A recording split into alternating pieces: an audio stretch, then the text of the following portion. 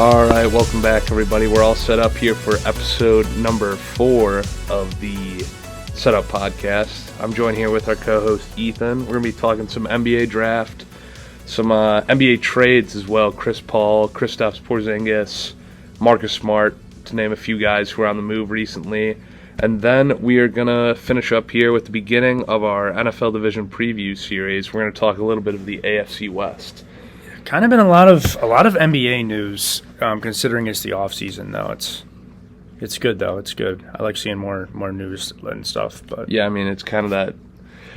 We talked about this a few episodes ago, but it's kind of that period in sports where we'll take anything that's going on and cling on to it and talk about it because it's really just baseball, golf on the weekends, and that's about all we got going on right now. Yeah. Unless you're a big NASCAR tennis fan, there's really not much else. Yeah. There's been some F1, but not the biggest F1 fan. I do like Lewis Hamilton, though. But yeah, if any of you guys play MLB The Show, we always talk about every time Francisco Lindor comes up to bat, they'll mention that his favorite F1 driver is Lewis Hamilton. Just a little inside joke for any show players. They used to do that with Rhys Hoskins, too. They'd be like, the perennial soon-to-be MVP candidate, Rhys Hoskins, every time he came up to bat. So, good stuff here. Starting with the NBA draft, I mean, I don't really know if we have to talk about Wemby. Yeah. The pick was made months ago. Maybe a year ago, if we're being honest. Yeah. But that's been known. Were you surprised to see Brandon Miller go second? I'm going to say I wasn't shocked, but I feel like it was just changing back and forward between Brandon Miller and Scoot. I think Brandon Miller will fit a lot better with that Hornets team. He didn't have a great tournament. He's got crazy potential. He's big, can do it all. I think if he puts on some weight, too, it'll help. I definitely think he can transition to a NBA everyday forward, though, so... I don't know. If I had the second pick, I probably would have taken Scoot Henderson. It seemed like the narrative for the better part of this last year was that Wemby was consensus number 1, and then Scoot was consensus number 2. I can't tell. Obviously, we'll never know if they just valued Brandon Miller higher or if it was just positional need. I think Scoot will end up as a better point guard than LaMelo will ever be, personally. So, wow. Yeah. I don't know. It's just not the type of player that I would have passed on because you have a young point guard who's shown some potential, but he's also been injured for the better part of the last 2 years. And then I think moving on, probably one of the best parts of draft night, we're seeing Amen Thompson get selected 4th by the Rockets, who I think their team is trending upward, too. They draft Cam Whitmore at 20. Yeah. Arguably a top 6 to 7 player in this entire draft if it weren't for injury concerns. Yeah. And as I was saying, Amen Thompson goes 4th to the Rockets. Back-to-back, Azar Thompson goes 5th to the Pistons. I don't know. It was just kind of cool to see, I thought. The twins' parents didn't even have to leave the interview couch. Yeah. I mean, they did, but I know it was cool. After Amen got drafted. Are they the first brothers to go back-to-back in the draft? Do we know? That's got to be. They have to be. There's no way that it's that much of a coincidence again. I liked the Anthony Black pick a little bit. I wasn't the biggest fan of them. I think he's a lot bigger than I thought. The draft had him listed as 6'7". Online it has him at 6'5", 210, which I don't necessarily know if I believe. I don't know. I just think on earlier episodes we talked about that being a cluttered guard room. He could maybe fit into 2 or 3. I feel like it's cluttered with mediocrity, though. It is. What I mean? It is. It's just a lot to sort out. They're rebuilding. None of their guards are like people I'd want to build around for the future. So when you have good wings and you have you have a serviceable center. I mean, Wendell Carter is a serviceable starting center. I'd like him off the bench, but yeah. I know, but I'm just saying you don't have. I don't feel like they have a guy. Obviously, Markelle Fultz was decent for them down the stretch last year. He found some things that maybe they could hang on to a little bit. But I don't feel like they have a guy who can get the ball to Paulo and get the ball to Franz Wagner on a consistent basis and help them find their spots a little bit better. For sure. Jalen Suggs has been good defensively, but offensively he's not great. Cole Anthony kind of seems like a microwave scorer, and Fultz, you can't really rely on him being healthy for 50% of the year. So from what we're deducing, specifically with that pick, one of those 3 or 4 guys are going to have to make a jump next year. Because I think they'll trade. I think they'll trade a combination of Suggs or Cole Anthony. If I had to guess, on their depth chart, they already had Anthony Black listed as their starting shooting guard. They had they have at the 2. They had Suggs off the bench. They had Cole Anthony off the bench. They had Fultz starting. That makes sense.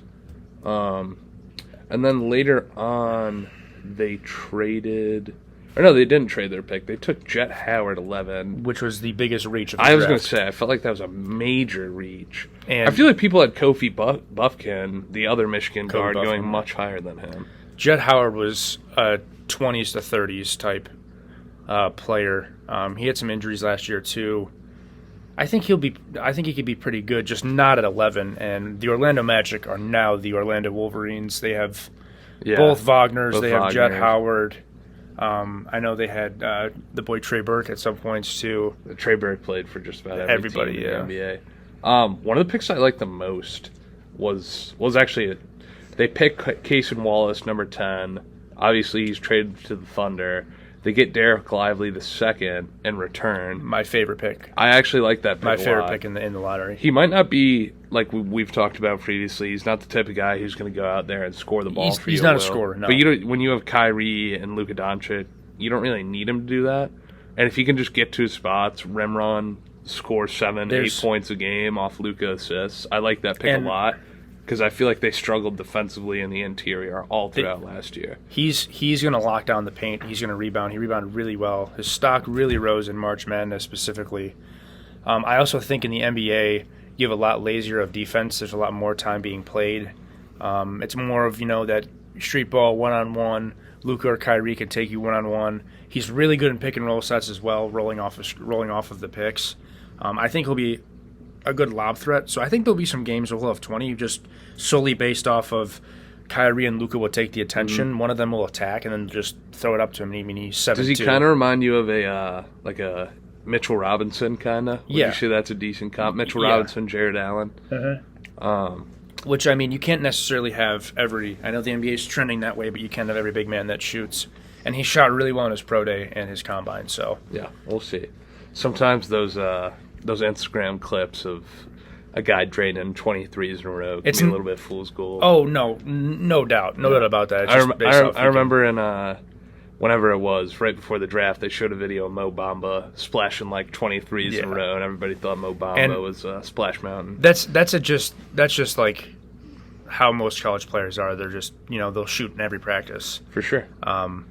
But it's just nice to know that, maybe that aspect's there. Yeah. So moving on here, who are some of your favorite, maybe late to mid first rounders or even into the second round, as far as value goes? Who do you think are some of the best picks late in the draft here that teams might have missed out on a little bit? So I loved Jordan Hawkins at 14. I know that's still early, but I think people will say that they maybe reach on it, but he was going to go within 15 to 20 anyways. Yeah, and their team, the Pelicans, need shooting. Yeah. And they have a lot of guys who can kill it from the mid-range. Obviously, Trey Murphy's a good three-point really shooter. Good, yeah. But it never hurts to just add more shooting to a roster that's already well-rounded. Yeah, because Dyson Daniels has been working on his shooting, but he's not. He hasn't been nearly what they thought he would be. I think he's probably one of the more NBA-ready players to nowadays in this draft as opposed to other players, because his ability to move without the ball is fantastic. UConn literally moved him around like it was bread and butter. For sure. And he played really well in that tournament, and then UConn dominated too, but he's got such a clean release. He reminds me a lot of Klay Thompson. Not a lot of dribbling, a lot of running around screens, a lot of catch and shoot. Good off-ball movement. Yeah, I know his defense came into question, but you can always teach that with NBA and just getting ready, but yeah, I think he'll be definitely NBA ready for that. There's 2 guys in the first round still I wanted to talk about quickly. Cam Whitmore, I mentioned earlier. Yeah. I mean, I thought this guy should have been in a top 10 pick, probably. If you watched his college games, if he gets to his left, and obviously it won't be like this in the NBA because it's the NBA, not the Big East. Yeah. But I think when he got to his left and went to the basket, there was no stopping Cam Whitmore whatsoever. And obviously he's a questionable shooter. I think he fell a little bit because of injury concerns. But there was a stretch there from like 12 to 20 where it kind of just felt like he was dropping, and there were teams that needed like obvious wing help all throughout that draft. I mean, the Lakers could have taken him to get some more consistent play, somebody to back up an aging LeBron. The Jazz should have just been taking talent at that point. Okay, so you could have used him as well. For sure. The Hawks need wing depth.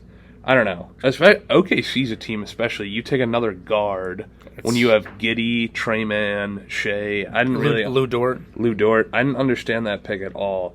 And then moving on here, here's another guy, Bryce Sensabaugh. I mean, doesn't play a lick of defense, but if you just need microwave scoring from all three levels, go get you a bucket. I love that pick for the Jazz, especially at 28.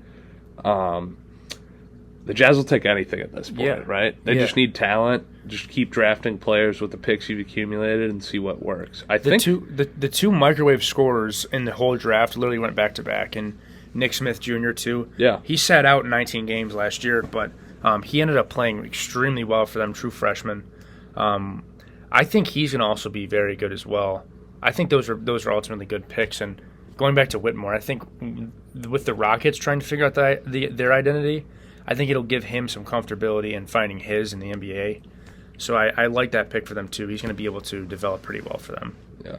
And then looking at the second round, I'm just going to name three guys who I think may end up becoming rotational players. I like Keontae Johnson out of Kansas State for the Thunder a lot. Mm-hmm. I think he's a guy who can kind of just fill the gaps for you, and he's just a do-it-all type of player. Mm-hmm. We talked before the pod about Amari Bailey at 41 for UCLA. Maybe you can talk about it a little more at length than I can, but I don't like the pick very much, especially just because he's not a proven shooter whatsoever. No. And it seemed like pretty high for a guy who wasn't really projected to go that early in the second round. I think he will be a Greensboro Swarm member for a good amount of the first couple of years he's in the NBA. Yeah. He's got a lot that he has to work on.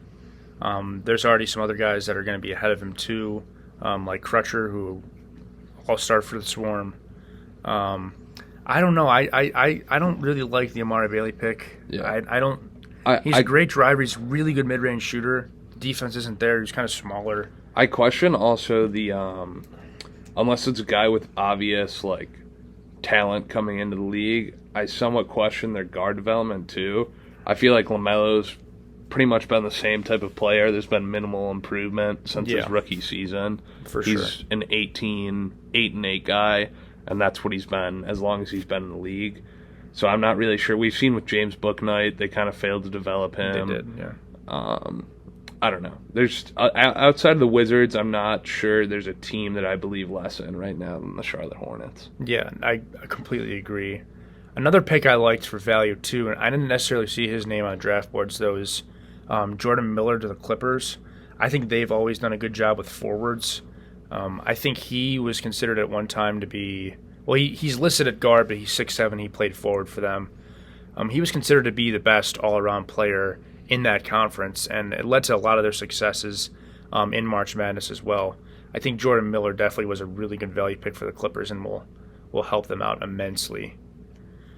Keontae Johnson, that story in and of itself is crazy. Yeah, he was supposed to be top 25 out of Florida before the event happened on the court. So him being able to come back, get cleared, play a really good season, make it to the Final Four with Kansas State, just incredible story.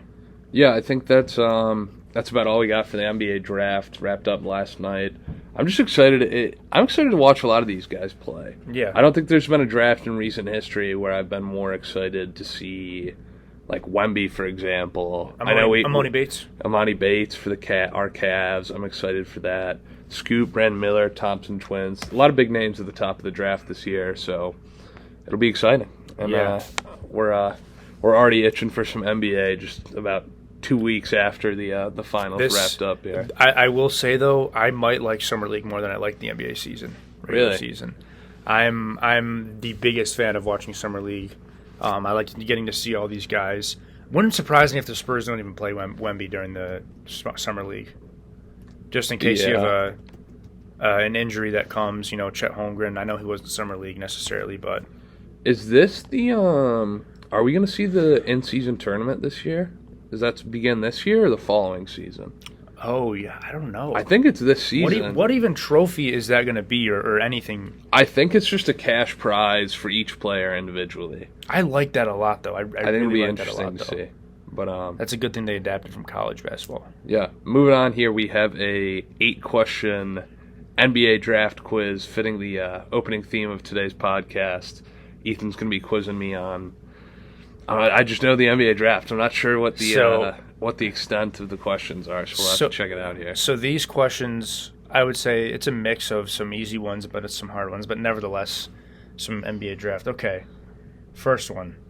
Which of these following players were selected number 1 overall? And it's a multiple choice. Carmelo Anthony, Mike Bibby, Kenyon Martin, or Alonzo Mourning? It's not Mike Bibby or Carmelo. You said Kenyon Martin? Or Alonzo Mourning. I think it was Alonzo Mourning. Is that your answer? Did Kmart go first overall? No, it's not Alonzo Mourning. It's Kenyon Martin. It's Kenyon Martin. Yeah. Kenyon Martin. 1 for 1, okay.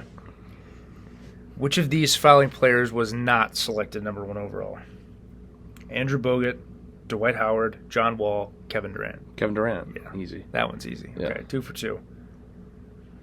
Which of the following players was the most recent number 1 overall pick to win Rookie of the Year? Okay. I got this one right as well.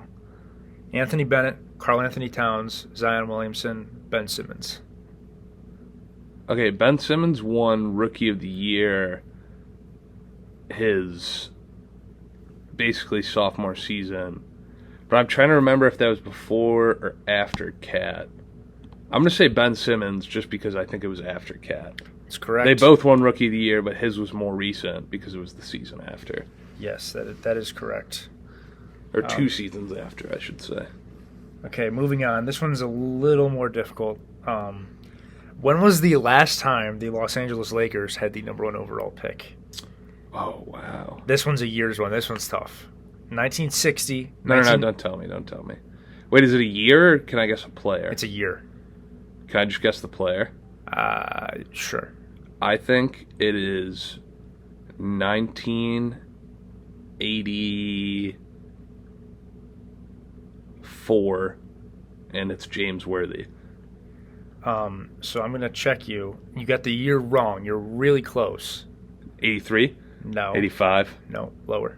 82? Yes. Okay. But it's James Worthy. Yes, it was. I don't know what year it is, but it's James Worthy. That should be a bonus point. If you gave me all the options, what were all the options? 1960, 1982, 2015, 2017. Oh, then I would have gotten it. You would have gotten it. Yeah. I was just guessing on the year. Okay, so this is a real number 1 overall picks draft. When was the last time the Celtics had the number 1 overall pick? If you would like the options, I can give them to you. Let me think. Was Dave Cowens number 1 overall pick? Give me the options. So it is 1950, 1978, 1997, 2016. Definitely wasn't 2016 or 97. Because I think 97, the number 1 overall pick was... 97 might have been Duncan. No. So give me the options. It's not 97 or... No, 97 was Tim Duncan. Yeah, okay. No, that's what I'm saying. Yeah. It's not 97 because that's Tim Duncan. And then what were the other options? 1950, 1978. It's not 78 because in 78 they had like Cowens and JoJo White. I think it might be the 50s, bro. It is. Is it? Yes. Yeah, yes. yeah. That I don't know who they took, elimination. but because I think Bill Russell was the 2nd overall pick. I'm going to double check to see who, in fact, was the number 1 pick. It was Chuck Scher from Bowling Green. Yeah, never heard Chuck Scher, but definitely was not in the 70s when they picked first. Celtics have been good for quite a while. Okay, so we're moving on to the last question. Damn, we're already through 8 questions? Yeah, it's been pretty quick. Yeah. Am I 100% right now? Yeah, if we're counting the bonus point, yeah. Which team drafted Chris Webber at number 1 overall and traded him to Golden State? The Magic. Yes, that is. You got to come with a little more heat next time. Come on. Yes, you got to come with a little bit more heat next time. Yeah, see, it made my MLB draft a bit more interesting because I am not like quick with that. You were much more quicker with that. Everybody knows Chris Webber got traded for Penny Hardaway. Come on now. I did not know that. So. All right. Moving on here. Our next topic. We're just going to do a little bit of the overview for the Chris Paul, Jordan Poole trade, as well as the Kristaps Porzingis Marcus Smart deal. I think we'll start in chronological order. Give me your thoughts for both the Celtics and the Grizzlies following the Kristaps trade. Yeah, so to list off for people who don't know the specifics, it's the Celtics got Porzingis, who opted into his $36 million option for the season. Then it was the 2023 and 2024 first-round picks from Memphis, who the Celtics used to draft Marcus Sasser, but then they traded that to Detroit. Okay, so moving that pick around a bit. Yeah. The Grizzlies got Marcus Smart, and then the Wizards got Tyus Jones, Nil Gallinari, Mike Muscala, and then the 2023 second-round pick from Boston, so number 35 overall. Mike Muscala means the Wizards won this deal for sure. Yeah, so they got Julian Phillips from that. Yeah, okay. I don't like the money-wise for the Celtics. I think Porzingis will probably – I'm not going to say exceed because he had some amazing hype his first rookie year. I know people were kind of down on him, but then he ended up playing pretty well. Has gotten his way to contracts. He averaged about 20 last year too. If I'm not wrong, I think he missed a good amount of time too. I think he's fairly injury prone as well.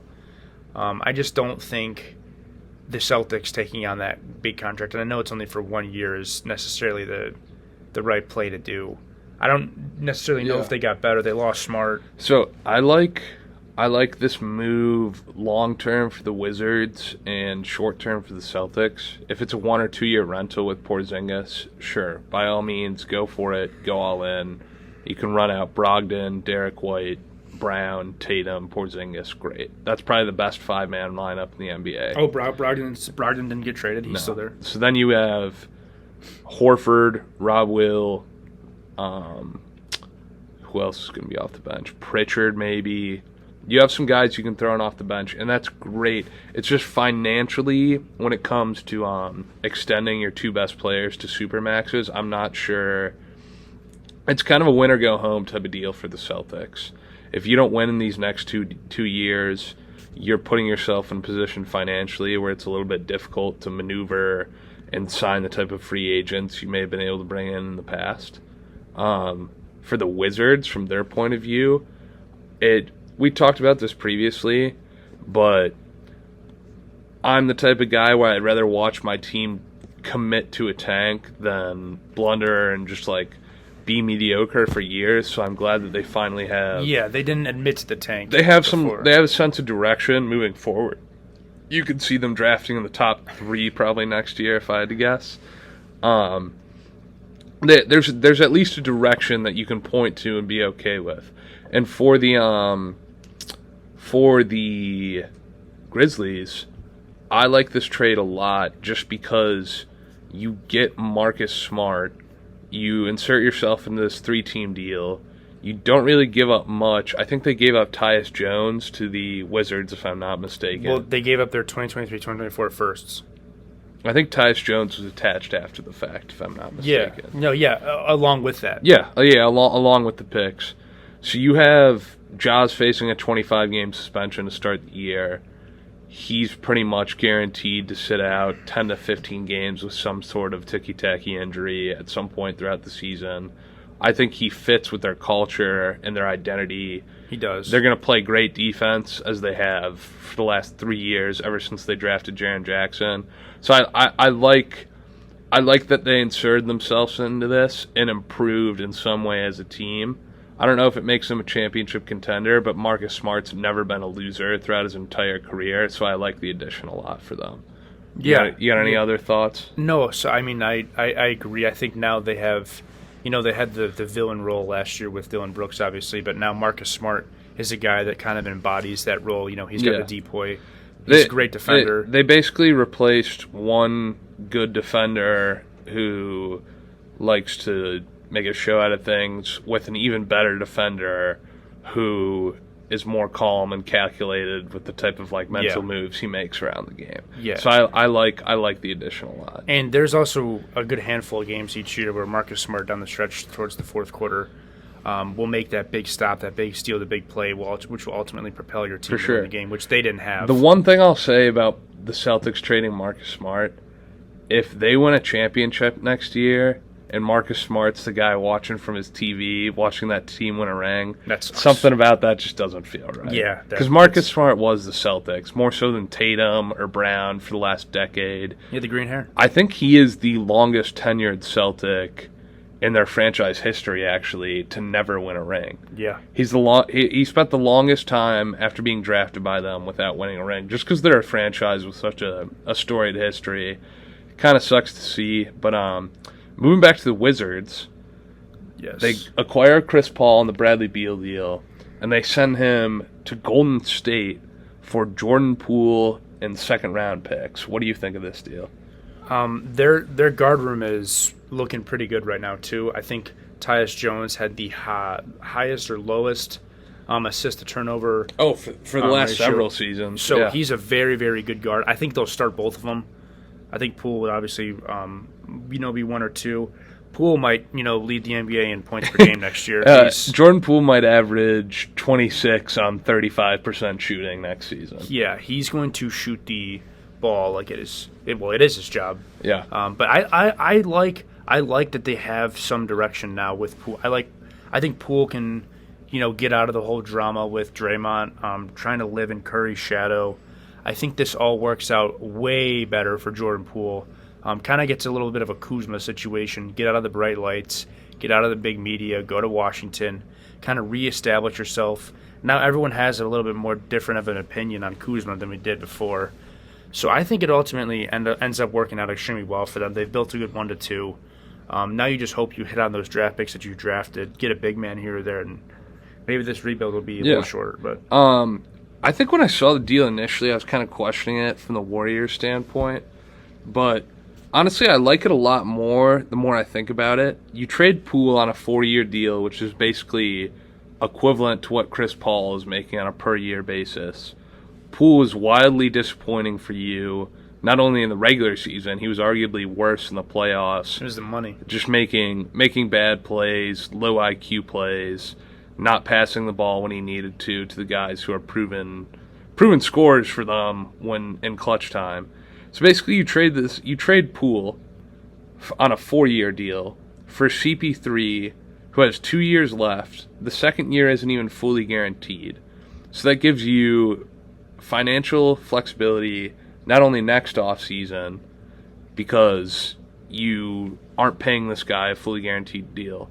You also have the option of a buyout if it doesn't pan out after the first season. So I think for the Warriors, this gave them a little bit more flexibility in a championship timeline that's kind of dwindling them as Steph gets older. We've seen Klay's not the same player. It looks like Draymond's going to be out. But I like that they gave themselves some room to work with and maybe address the lack of veteran role players and guys they can trust in the playoffs. So for that reason, I like it a lot. Yeah, I think the biggest thing for the Warriors now is their bench players specifically. You know who's going to show up for you with the starters. The bench needs to take that next step coming into next year. You can't rely on Curry to play all 82. Klay's definitely not going to play all 82. Chris Paul is probably not going to play all 82. You're going to have a huge role, and I think in the last 2 years, I know they won a championship, and that team was flourishing extremely well. But as the playoffs go on, that Warriors team flourishes off of a 6 to 7 man rotation, and obviously one of their key pieces, Draymond, will probably not be there anymore. So if you were on the bench for them, if you're Anthony Lamb, if you're Jonathan Kuminga, various other players now, their new draft picks, the guy to Santa Clara. I just think you really need to understand the situation that you are in, because you're not going to have your healthy stars playing at all times, and you need to be ready now to be able to get that call. Because we saw years prior, and I think it was the year before the Warriors won their championship, when Steph went down for that long period of time. Obviously, Klay wasn't playing. They were just such a lackluster team. And I know it's a lot to ask, but this window for you is such a short window now to win. So you need to understand your role and really try to push for these next couple of years with the roster that they have to ride out the last little bit of the greatest shooter of all time, and then his equal Robin, who's seen his better days. So I really like now where the Warriors are at. They're going to have a small lineup. I think the style of basketball in which they're going to play is still going to work, but you are going to really need your bench to step up this year more than any other team. Yeah. Transitioning year, we're going to start our brand new segment that's going to be a reoccurring topic every week here on the setup. We are going to do an NFL division preview for all 8 divisions, and we're starting here with the AFC West. I think we're just going to knock the obvious out of the way here. Yep. We both got the Chiefs winning this division. Yep. They let Orlando Brown go. He wasn't as good for them last season, so I don't hate letting him walk. They brought in Jawan Taylor, a guy who can replace him and be arguably just as good. I think they drafted a pass rusher, very last pick of the first round. Obviously, every team needs pass rushing. They drafted a guy, George Karlaftis, who I thought was pretty good for them last year. But you cut Frank Clark, you've got to replace that position. Mm-hmm. Obviously, Chris Jones is arguably the best defensive tackle in the NFL. Yep. But, I mean, it's a no-brainer. Yeah. Shoot me in the head the day I don't say the Kansas City Chiefs are winning this division. Yeah, the AFC West, you think of the Chiefs immediately off of the bat. Even last year, losing the best receiver, they've seen in a long, long, long time, didn't even matter. They just came back and battled and were able to get that next Super Bowl. I think the thing that's most interesting to me is we've seen pieces leave last year. We've seen some more pieces leave the year before in this offseason.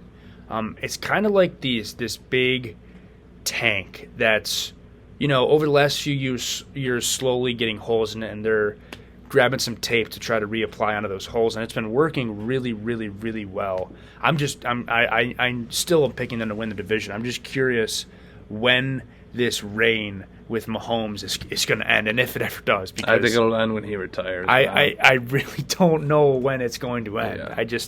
How many more bad off seasons can you have in order to? Not saying their off season is bad, but even if they have a bad offseason, they're still a guaranteed playoff team. It's Mahomes. It's literally played in that Super Bowl with an injured foot as well. He can barely run.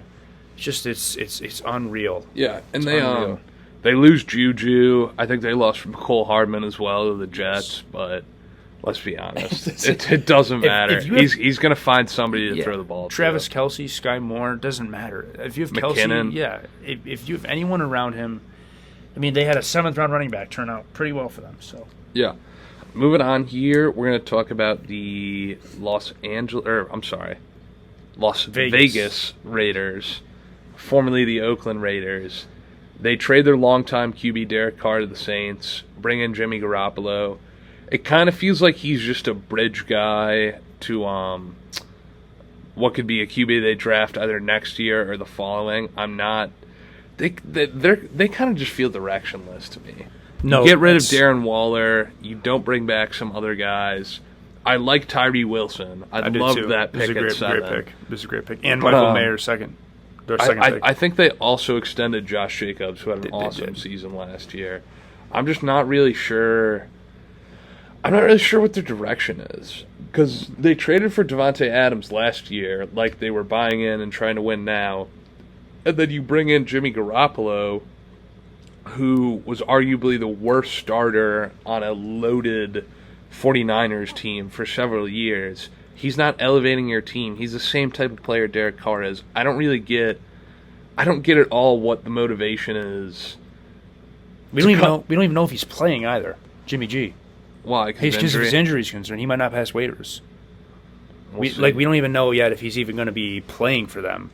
Because I was seeing rumors about Carson Wentz getting scooped up by the Raiders and having him play quarterback for them this year. I'm not sure. They just kind of seem like a mess. Ever since they moved to Vegas, they've felt like a mess, if I'm being totally honest. Yeah, Carr didn't have a great year last year. Their offensive line was atrocious. That whole defense is atrocious. Defense is terrible.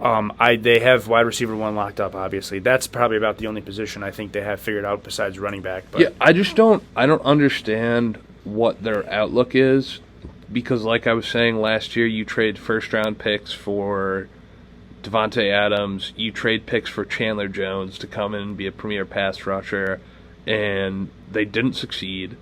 Now they're back to square one, but they're not fully committing to a tank so they can go out and draft somebody. They feel like a 6-win team, which isn't going to get you a number 1, 2, or 3 pick. So I don't understand at all what they're going for. They're going to be the worst team in this division, but they're not going to be close to the worst team in football. So where does that put you at the end of the year? Just a waste of a year, a waste of a Devontae Adams contract year. And, I mean, would have been nice. I know it's actually impossible to predict on a contract year, but would have been nice getting Jacobs on a really, really cheap deal before he had his breakout campaign this year. But it's impossible I to did predict. like their draft, though. Like we talked about, Tyree Wilson, I think he's a stud. And Michael Mayer, I think arguably – he's best tight end. People love Dalton Kincaid, who the Bills got, but I think Michael Mayer might end up as the best tight end in this draft, as far as like all around talent. Notre Dame tight end too, for sure. It's rated pretty well. Next, you want to talk Chargers? Or you want to talk Broncos here? Let's go Broncos. Broncos. Let's end us off with the Chargers. So Sean Payton is the newest head coach now for the Broncos, coming out of retirement. Losing a couple guys within free agency, kind of more so when it comes to skill positions, the same guys they're looking at this year. They're obviously getting Javonte Williams back, who was very, very good for them before he was out for the year. They have a pretty good receiving core, a younger receiving core. Maybe Judy finally gets that breakout campaign, 1,000-yard season. We'll see, man. I don't know. I definitely think they will be better than last year. I was bull on them before the season started. I know with Russ going there, a lot of people were really high on them. I just did not see it. I think Russ operated so well within Seattle, and just to change everything up. Yeah, I like the Broncos going into this year to maybe be a wild card team for 2 reasons. You bring in Sean Payton, a proven Super Bowl winning head coach, replace Nathaniel Hackett, who arguably is the most incompetent coach of our generation. I mean, that guy couldn't tell black from white. He was an idiot. And on top of that, you bring in Mike McGlinchey and Ben Powers to address what was a pretty abysmal O-line last year. They had Russ running for his life. Mm-hmm. I think their defense is good enough to compete. They just need competent leadership that commands respect from everybody in that locker room, and to just be a more cohesive unit. Because if they can play as a team, I think they'll be successful, and I think they can be a 10-win team. They had games where the defense looked great and the offense looked terrible. They had also games where the offense looked good, but the defense didn't look as motivated to win the game. I think they addressed what they needed to. They might not have the most weapons, but we've seen from the Chiefs and other teams like that, having a bunch of wide receivers and just across-the-board spending on your weapons doesn't always translate to winning. So I like them, or who we're about to talk about, the Chargers, to snag that 6th or 7th wild card spot this year. They just didn't score last year. I think they had a long drought across, I think, 2 weeks or so where they didn't even have a touchdown. Yeah. The scoring was not there. Yeah. It was really bad. Could have been coaching. We'll see. It's one of the things I also like is that they didn't have a draft pick this year, obviously, because you traded all those first-round picks for Russ. But I feel like they still were one of the most improved teams in the offseason without even being able to draft a guy in the top 50 picks. You know what I mean? Yeah. I mean, it's the Chiefs division. It's just going to be based upon who's going to fill around those bubbles, and I think this next team might be that team. I think Javonte Williams could come back and have a really good season too. Obviously, running back's a grueling position. it's hard to trust a guy coming back from a season-ending injury to play well.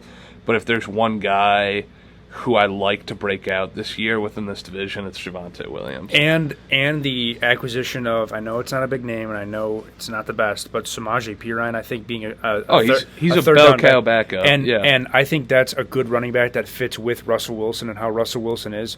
Russell Wilson was a good dump-off quarterback as well, too. Absolutely. So I like that. I'm with that for sure. I like that pickup. All right, our last team here is the San Diego Chargers. The Los Angeles Chargers. I'm sorry. Everybody's moving around. I feel like a boomer nowadays. Yeah, that's fair. The Los Angeles Chargers, not to be confused with the former San Diego Chargers, the 28-point lead blowers themselves. Yes, they did. Oh, man.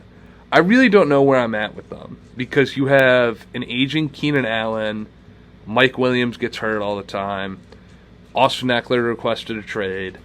All of these guys who, don't get me wrong, Austin Eckler, great fantasy running back, but not a good runner of the football whatsoever. No. They didn't really help them win games down the stretch outside of some big plays here and there.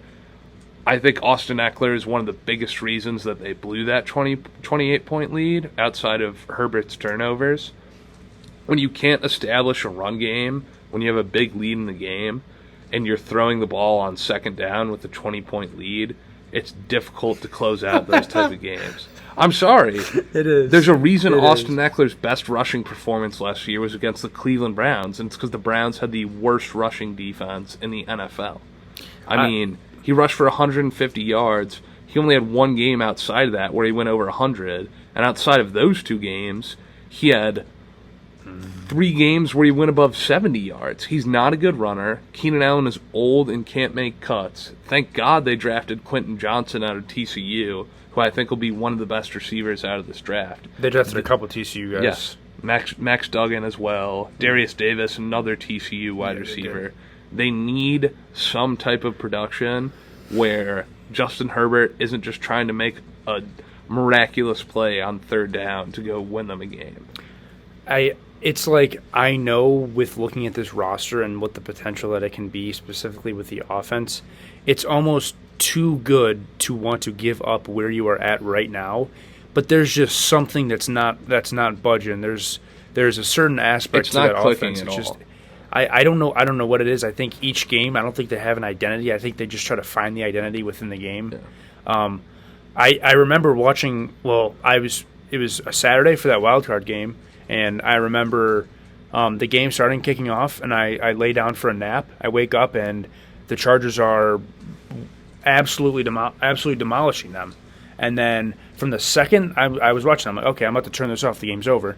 And it was just the slow, absolute blow-up of the Chargers the rest of that implode. Game. They kill themselves half the time. One of my biggest concerns that I don't feel like they did the best job of addressing, too, was they also had a terrible interior rush defense last year. They brought in an aging Eric Kendricks to play the middle linebacker for them. They don't have great D tackles whatsoever. Khalil Mack's a flash. Yeah, I don't know. I don't know how you address solid running attacks. Obviously, they have some decent corners and J.C. Jackson and they still got Derwin too. Yeah, Derwin as well, but he gets injured for at least 4 games a year. That just a very injury-prone team. I don't know what it is. I don't know what it is. The medical staff, Tyrod Taylor. They feel very old and very young at the same time. I just don't know where to go. I completely forgot Joey Bosa did too. It doesn't make sense to me that I have more faith in a Broncos team that won 5 games last year than I do this Chargers team who is playing in a wild card game. Which kind of stinks, but I'm not sure Brandon Staley's their guy either. I thought he'd get fired after blowing that lead next year. We're just going to have to wait and see what happens with them. That's a Dayton grad right there, too. Yeah, that's about all I got for the AFC West. Yeah, I think that's one of the more you got the Death Star at the top, and then you just have 3 other teams who are just trying to find it along their way. I remember coming into last year, I remember people had the Chargers as like a top 3 team to win the Super Bowl. People were saying all 4 of these teams could end up making the playoffs. They were saying they were saying it was going to be the best, one of the best divisions, and give the NFC West. I'm not even sure I look at them as a top 4 division anymore. I'd take the AFC East North. I'd take the AFC North. I would probably take the NFC East as well. With the Giants played well last year, Washington wasn't terrible, and obviously the Cowboys and Philadelphia were good as well. Yeah, what a turnaround from that division! I'm excited. I'm excited to get into that. NFC Beast, one of the best divisions of football. That's when I'm very excited. Nothing better than watching you got 5 assignments due at 11:59 p.m. and you're watching the Giants and the Cowboys, Washington Commanders. Play each other at 7:15, wrapping up that game. And they own Thanksgiving too. That division owns Thanksgiving. Sure. Absolutely. At least half of them are playing. Yeah. So yeah. I think that's about all we got for you here on episode 4 of the Setup. Hope you guys enjoyed, and we will be seeing you this upcoming Wednesday. So, all right, guys, have a good one.